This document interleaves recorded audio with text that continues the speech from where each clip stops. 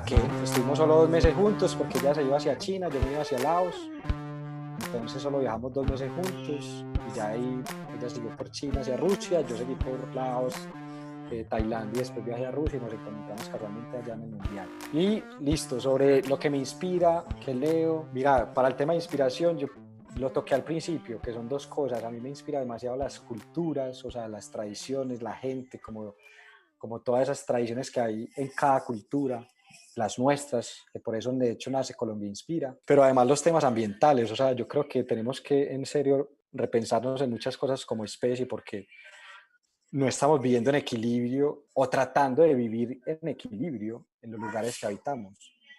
Les cuento de pronto un poco más sobre mí. Yo soy vegetariano, pero por elección, porque siento que al ser vegetariano, por ejemplo, en mi casa yo tengo compostera, humus, hago separación de residuos y si genero una bolsa pequeña de basura a la semana es mucho, porque todos los plásticos los meto en botellas, entonces hago reutilización, lavo las bolsas y digamos un queso viene en bolsa Ziploc, pues la limpio y la reutilizo para otras cosas y así. Y por eso de cierta manera pues nace Colombia Inspira, porque es ese proyecto que le ha puesto desde los viajes, desde la fotografía, desde las tradiciones que tenemos en Colombia, para rescatar un poco eso también y mostrarnos, porque los mismos colombianos no viajamos en Colombia ni siquiera. O sea, ya yo le puedo preguntar a alguien, ve y conoce los llanos, y has ido a Caño Cristales y el Pacífico, y has visto ballenas, y has ido a los desiertos, y conoces tal tribu indígena y esta tradición y esto otro, y la gente no sabe, no conoce. Mucho por lo que hemos vivido también por el tema de la guerra. Digamos, de cierto tiempo para acá, la gente, en vez de empezar a viajar en Colombia, empezó a irse, y siempre es como esa mirada de me voy para Europa, me voy para Estados Unidos, me voy para no sé dónde, y siempre para afuera, pero no nos miramos para adentro y eso es para mí una cosa muy importante. Y yo siento que desde los viajes y la fotografía nos ayuda mucho a mirarnos también como soy, como lo que estoy haciendo y a mirarme a mí y a querer conectar con otros seres, ¿sí? Entonces, por eso, como todos esos pequeños factores que me inspiran y valores que me inspiran, los integro en Colombia Inspira para generar experiencias de viajes, ¿cierto? Que por eso hablamos con que pues por eso hablamos con el Instituto de Agüelo, Cristian y todo, para de pronto muy pronto mirar, montar unas experiencias de fotografía. Lo que nosotros hacemos es eso, en realidad, experiencias de viajes en diferentes lugares de Colombia, para mostrarnos a nosotros mismos los colombianos, pues como para integrarnos, para conectarnos, porque estamos demasiado desconectados como territorio. Tú hablas con una indígena de La Guajira y no conoce tradiciones de otros indígenas ni siquiera. La geografía es un factor, pero siento que se pueden hacer muchísimas cosas acá y que antes eso nos puede brindar unas riquezas increíbles como territorio y como país. Pero contarles un poco también, porque imagínate que me parece muy teso que la gente vaya, o sea, que incluso nos ha pasado a nosotros, hay más gente interesada y no está mal, pues, por hacer viajes al exterior, a la India, a África, a Asia, que en la misma Colombia, que redescubrir Colombia. Y lo que ustedes hacen como Colombia Inspira, que fue precisamente lo que más nos motivó a articularnos, es vivir una experiencia muy real, casi que lo que hacemos en los barrios cuando hacemos los recorridos fotográficos, ustedes llevan a las personas allá. O sea, por ejemplo, lo que me estabas hablando que se hacía en el Pacífico con la cocina, con la Sí, música, pues pucha, eso es algo muy único y poder sumarle a eso la experiencia fotográfica es lo que queremos llevar a ustedes. claro, de hecho, como abordando un poquito más a fondo ese tema, pues lo que nosotros integramos son pues tradiciones culturales, que entre ellas entra la cocina, ¿cierto? Entonces todas esas ancestralidades en las cocinas y pues aquí sí que sí tenemos esa mezcla porque tenemos muchas raíces africanas, por ejemplo el tema del fufú de plátano que se hace ya en el Caribe y en otros lugares de Colombia, que en el Caribe por ejemplo lo llaman como cabeza de gato y así. Entonces abordamos todo eso, pero siempre de la fotografía, entonces integrando como esos tres principios que es naturaleza con ecoturismo, cultura y aventura. Aventura, lo que mostramos es como trekkings, caminatas, lugares donde se puede hacer buceo, lugares donde se puede hacer kitesurf, que es un deporte muy ecoamigable, surf también, porque a veces nos gusta trabajar, por ejemplo, con fundaciones o organizaciones sociales. Tenemos trabajo con fundaciones, siembra de corales, entonces, pero todos esos valores, las arquitecturas tradicionales, por ejemplo, hace pocos que fuimos al Amazonas, pues digamos todos los viajeros se quedan, eran unas casas en los árboles, ¿cierto? Que son una construcción tipo maloca tradicional de ellos, entonces es como integrar todo para que en realidad sea un viaje experiencial con la fotografía. O sea, siempre, siempre, siempre, siempre nosotros integramos eso con la fotografía. Aquí está esta otra foto que les decía a las chicas. Mira que lo que hicimos fue como para generar un montón de empatía, que es algo muy lindo que se utiliza, pues lo que utilizo yo como en la técnica de fotografía es llegar a generar empatía con esa persona para que se sienta tranquila de las fotos. Pues aquí jugamos con ella, sacamos bombitas, y salió, por ejemplo, esta foto de ellas dos. Y aquí pongo, creemos magia. Este fue, por ejemplo, un señor en Hong Kong que vendía cuadros. Me puse a hablar con él y después al final le digo, ¿te puedo hacer un retrato? Y él me dice, sí, claro que sí, pero espere. Y coge uno de los marcos y se lo pone en la cara. Entonces es como, en realidad, un cuadro de él. Aquí hay un poquito más de retratos. Este es en Nepal. Y allá me fui a hacer un retiro en un centro de meditación de budismo tibetano con monjes tibetanos y allá aproveché, pues hice como un recorrido en los Himalayas. Esta foto es un icono muy lindo de Vietnam porque esta fue en el norte, en el extremo norte de la frontera con China y estaba pasando este niño. Allá ellos parecen como unos nomitos, son unas tribus, pero son muy bajitos todos. Va pasando este niñito y adicionalmente tenía puesta la camisa de Vietnam. Y empieza a hacerme ese gesto porque yo tenía las gafas, pues tenía unas gafas, entonces yo me las quito y él era como haciéndome el gesto de las gafas, y empezamos ahí a jugar y le logro tomar esta foto. Esta también fue en Vietnam. Normalmente siempre ves 2, 3 niños por familia. Hay muchos niños. De hecho, son poblaciones muy masivas. O sea, Asia tiene ese caso de que hay poblaciones muy masivas. Pues hay mucha densidad de población por país. Myanmar sí no tiene tanta densidad de población, también por por todo el tema de guerras que hubo allá. Estas son las Long Neck, que son como unas tribus entre la frontera de Vietnam, China y Tailandia. Ahorita me preguntan que si yo estudié algo con etnografía, antropología. No, pues digamos que no tengo formación universitaria, pero sí formación académica. O sea, me gusta estudiar, entonces voy estudiando en internet, en YouTube, leyendo cuando voy a visitar algunos países, a conocer un poco más sobre su historia, a ver si hay documentales, por ejemplo, con el tema del genocidio de Camboya, con la guerra de Vietnam, sí, pues si vas a visitar un lugar como esos, me parece interesante siempre como conocer un poco más su historia, sus tradiciones, el tema de la alimentación. Yo, por ejemplo, aprendí muchísimo porque en todo el viaje me fui haciendo cursos de cocina tradicional de los países, entonces estudié cocina en Tailandia, en Camboya, en Nepal, en Indonesia, en todos lados, y ahí ellos utilizan muchísimo, por ejemplo, todos los vegetales y frutas, entonces hay muchas cocinas vegetariana, vegana, y eso lo integré a mi vida y pues lo comparto también porque me gusta como dar cursitos de cocina. El tema de músicas o esto, por ejemplo, esta foto, como les decía, fue ahí en ese borde donde hubo como todo el problema de la mafia del opio y ellos estuvieron afectados por eso, ¿cierto? Esta foto fue allá. Esta fue la primera, pues la primera para que la vean bien ya con la que arranqué la presentación. Entonces ahí lo mismo, utilizar, por ejemplo, velocidad de obturación para que juguéis un poco con el tema del oleaje, ¿cierto? Con el tema del rompimiento de las olas y así. Entonces ir también a utilizar los mismos conceptos en esta otra fotografía. O esta otra, por ejemplo, entonces con un filtro ND, pues puedes lograr un poco más de exposición en el día para que se vea como esta estela de la lancha, pero que todo se vea no sobreexpuesto y con una buena calidad de enfoque, ¿sí? Muchas gracias, preguntas, comentarios, si quieren saber algo extra, con todo gusto. Antes de yo irme de viaje, digamos que hace unos 4 años yo empecé a trabajar en este proyecto que es uno de mis sueños, que es Colombia Inspira, por varias razones. Una, pues porque nací en esta geolocalización del mundo y para mí es algo muy importante, es como que por algo nací acá, ¿cierto? Me fui también como por muchas cosas, por conocer otras culturas, por conocer otras cocinas, por conocer otros destinos del mundo, por meditar, porque mi interés estaba también muy puesto en ir a meditar y hacer yoga y la cocina vegetariana vegana, y ese era un excelente destino para eso, toda esa región. Por el tema de seguridad también, o sea, yo podía irme en bicicleta y acampar donde fuera, ir con mi equipo en una bicicleta tranquilo sin que, digamos, fuera a pasar algo grave en ese momento. Aquí ha mejorado mucho el tema de seguridad y por eso vuelvo también a Colombia para entregarle todo este proyecto que empecé, que fue Colombia Inspira y que estaba enfocado en viajes y en experiencias y en fotografía. y que ahora,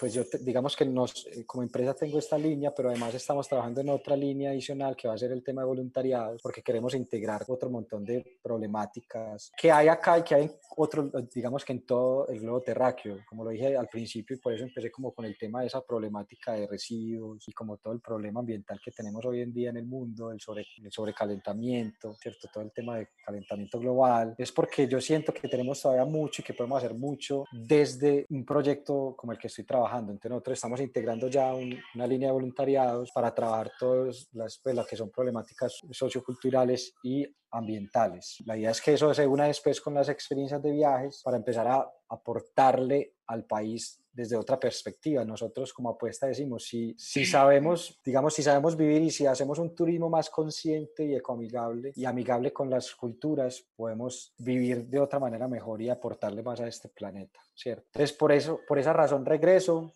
De hecho, antes de venir casualmente me ofrecen quedarme un año en Camboya dictando fotografía en un voluntariado. Les digo que no, pues en ese momento, y regreso a Colombia para apostarle a este sueño y que ha arrancado muy bien. Pues con esto ya estamos obviamente parados del todo porque con el coronavirus no podemos hacer ningún tipo de viaje en este momento, pero esa es la apuesta y de hecho seguimos como trabajando y generando estos espacios para seguir apostándole a la fotografía y hablar de otras temáticas que puedes abordar desde la fotografía. Entonces, uno de los fotógrafos que me inspira mucho, aunque es blanco y negro, que es Alan Scala, es un fotógrafo británico, pero tiene un trabajo de fotografía de calle increíble, o sea, es impresionantemente mágico lo que hace este señor. De hecho, lo pude conocer en persona en el Simposio Internacional de Fotografía que hubo en Cartagena el año pasado, que me invitaron, y es impresionante, desde la técnica que usa y todo. Ese como fotografía de calle, o sea, es como una de las cosas que más me mueve. Y como les decía, yo normalmente utilizo siempre,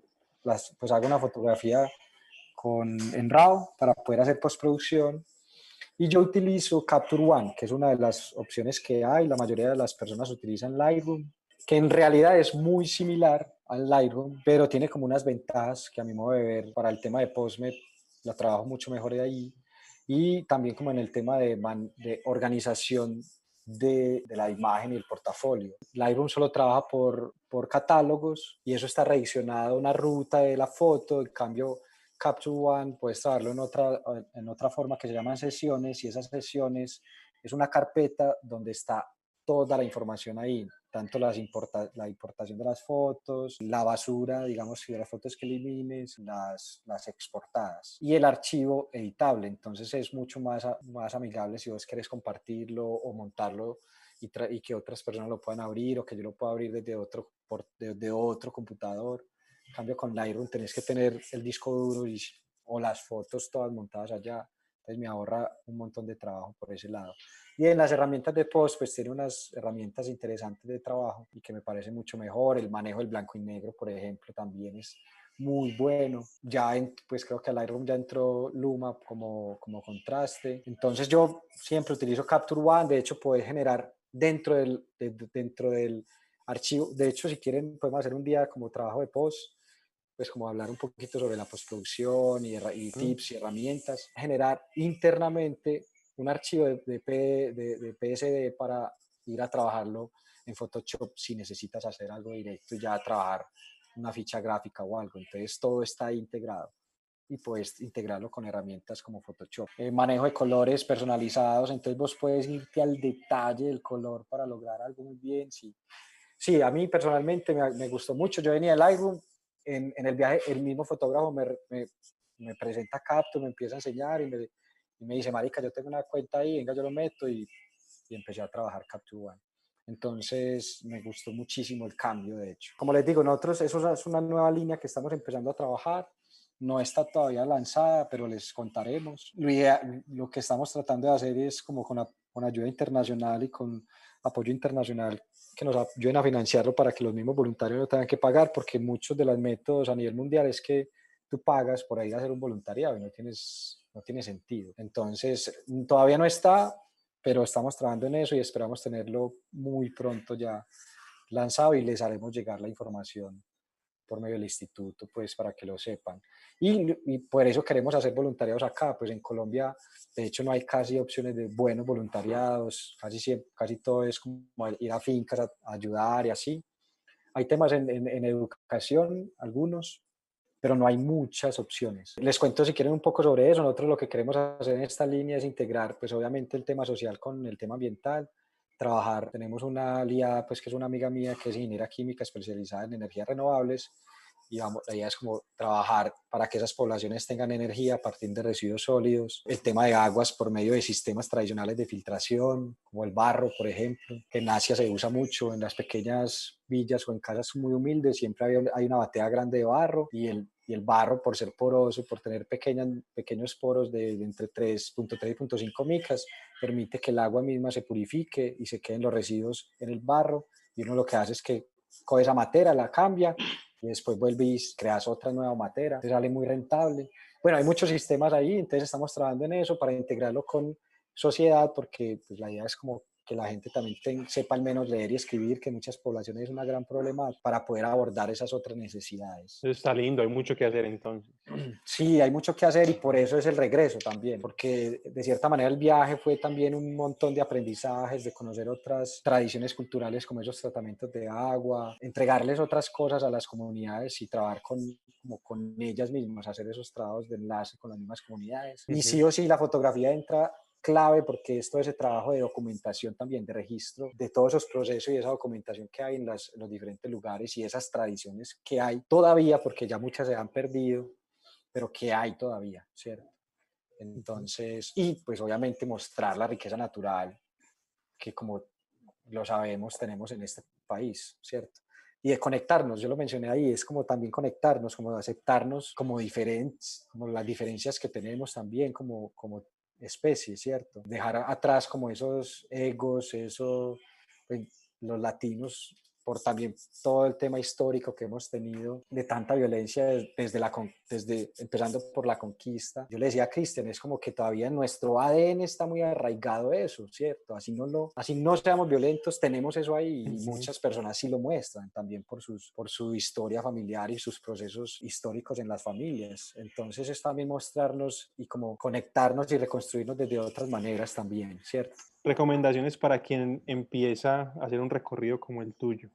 ¿Qué le recomendaría a esa persona que está con ese interés de empezar a rodar el mundo, de hacer voluntariado, de coger su cámara y arrancar? De coger la cámara y arrancar, pues que vaya detrás de esos sueños, es lo que yo le puedo decir, y que mire qué necesita para ellos, ¿cierto? Lo que yo les decía, por ejemplo, yo quería irme de viaje por largo periodo de tiempo, no sabía si de pronto a tener un trabajo o a conseguir trabajos por allá, entonces lo que yo hice fue tener unos ahorros, calculando más o menos cuánto me podía gastar por mes, ¿sí? Y calculé, listo, con esto me puedo ir 8 meses o 6 meses. Eso se fue extendiendo porque fueron saliendo cosas, que eso es la idea, ¿cierto? Lo que yo hice fue irme y esperar también que las cosas lleguen y sucedan. Yo no quería como meterme a cualquier tipo de voluntariado ni nada. Hay gente que lo hace de otra forma. Yo lo que fui también es como preguntando allá, cuando ya estaba allá, en los temas que yo quería hacer, como en esas problemáticas que quería trabajar. Y allá mismo fui encontrando esos mismos proyectos, ¿cierto? Me han dicho que cree por ahí una antiguía de viajes con todas estas recomendaciones y todo, entonces ahí estoy trabajando en eso para también ahí como compartirles todos estos aprendizajes, pero lo mismo, si tienen dudas, si quieren saber algo más, me pueden escribir por redes y con todo gusto les puedo apoyar. Cuéntanos, ¿cómo es tu maleta? Bueno, yo arranqué con 32 kilos para el viaje, porque llevaba como mucha ropa y muchas cosas que no necesitaba en realidad. Como equipo llevaba solamente la cámara que les dije, una Lumix 85 sin espejo, con 2 lentes. Pues de hecho arranqué con uno, el otro lo compré allá, con un 24-120 y allá compré un 50. No llevaba teles porque quería trabajar fotografía de calle, fotografía dura y con el 50 fotografía de retratos. Llevaba el dron, un Mavic y el computador para trabajar y revelar y 2 discos duros pequeñitos pues que son. Y equipaje pues ya llevaba después, o sea, ya de ahí pasé a tener 22 kilos, que fue como contando todo, absolutamente todo sin la bici. Entonces ahí estaba contando como con la maleta que uno debe tener de 15, 16 y la maleta de mano que es la cámara, el dron y el portátil. Pero siempre llevo cosas interesantes que me gustan mucho. Yo tengo un termito con un filtro de agua para no tener que estar comprando botellas de agua. Entonces tiene un filtro de microorganismos y un filtro de residuos sólidos, y lo que hago es solamente cambiar los filtricos. Entonces así, porque en Asia hay mucha problemática de aguas, aquí tenemos una bendición en serio, pues que tengamos agua potable hasta para hacer un inodoro, pero allá no. Entonces quería no impactar comprando botellas. Cada filtro grande me daba 1.200 litros de agua, eso equivale a mucho más de 1.200 botellas de plástico. Entonces me fui con eso y llevaba siempre mi kit. Entonces mi platico, mi pocillo, como les dije, el del tintico viajó conmigo, mi pitillo de bambú, todo, ¿cierto? Para evitar al máximo consumir plástico en todas sus presentaciones, ¿cierto? Y ya de elementos de aseo y de personal, llevaba como 6, 7 camisas, 2 pantalones, cosas muy sencillas, no llevaba mucho también. Y me mantenía descalzo, entonces no era necesario ni tener muchos zapatos. Podía llegar a una reunión con el dueño de un resort y podía llegar así como estoy hoy, descalzo, y no había ningún problema. Lo único que le interesaba era que yo hiciera bien el trabajo, ¿cierto? Y que hiciera, o que supiera hacer lo que ellos necesitaban. Entonces es como también cambiar mucho esos prejuicios, como todas esas cosas que nos han impuesto las culturas, ¿sí? Bueno, yo sí, pues en el tema de salud, todo, Duele, yo viajo créanme. con un seguro que de hecho es muy barato. Es un seguro de viajes, de todo, pues hasta repatriación y tal. Y me valía como 850.000 pesos el año. Entonces era un seguro de viajes internacional para todo el planeta, pues para todo el resto de países, menos Colombia, porque pues vivo acá, pues soy de acá y tal, pero me cubría en el resto de lugares. Entonces siempre viajaba con ese seguro. Los equipos ni los tenía asegurados, como les dije. En realidad son lugares muy tranquilos y seguros. Pueden pasar casos y robos y tal, pero es muy tranquilo, la gente es muy respetuosa, ni te pregunta qué cámara es ni qué celular tienes, pues eso es lo que menos les interesa en realidad. Entonces sí, siempre viajo con un seguro, que es mucho más económico de hecho que pagar la seguridad social acá en Colombia. Qué Acá bien. por un mínimo en serio, acá por un mínimo un independiente tiene que pagar un cuarto de su salario, eso es absurdo.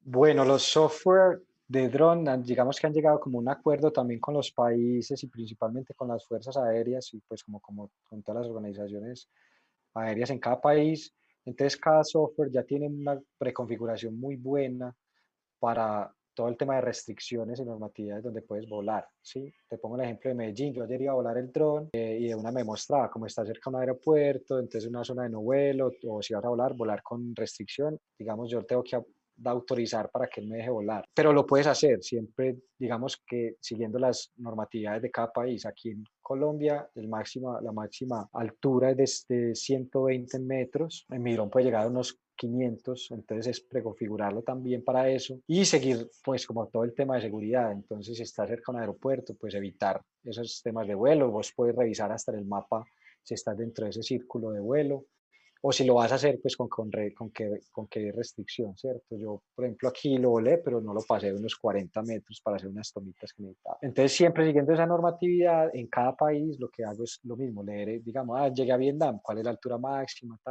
y él mismo te va a mostrar si se puede volar o no, y si se puede volar con autorización tuya, pues para que eso quede registrado. ¿Por qué? Porque más que todo es que eso no se vaya a utilizar para otra cosa que no sea, digamos, una toma recreativa. Un ejemplo, si está cerca digamos, hace poco fui a Santander, está en Norte de Santander y hay problemas de orden público allá, entonces la policía me vio con el dron y de una fue como, hey, ¿quién es usted? Lo que yo hice fue como, sí, no, pero pues no lo va a volar todavía. No, venga, firme aquí un permiso y ya, para saber que usted fue el que vino a volar. Entonces es más bien como seguir esos protocolos de seguridad y de normatividad en cada uno de los países. Pero no tuve problemas, pues, o si no me deja volar, me pasó una vez, estaba en Alemania, es uno de los lugares donde más restricciones de vuelos hay, estaba cerca a un castillo, y a cierta distancia del castillo el dron paró y ya no para allá, o sea, ni abajo ni arriba, nada, se quedaba quieto. Entonces ya esos software tienen muy avanzadas como esas restricciones a nivel mundial. Eso sí, leer para cada país, porque por ejemplo en Egipto creo que no dejan entrar drones, entonces te lo puedes decomisar y casos así. Myanmar supuestamente, por ejemplo, tenía ese mismo tema. Yo viajé con el dron porque no había otra, yo lo tenía en mi maleta, o sea, sí o sí tenía que ir con el dron. Y lo pasé en la maleta de mano y no pasó nada, y de salida igual.